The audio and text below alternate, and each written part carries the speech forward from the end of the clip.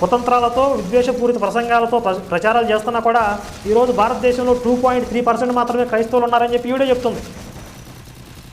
అదే ఇస్కాన్ వాళ్ళు ఒక భగవద్గీత పట్టుకెళ్ళి పాశ్చాత్య దేశాల్లో కొన్ని లక్షల మందిని, కోట్ల మందిని కృష్ణ భక్తులుగా మార్చారు.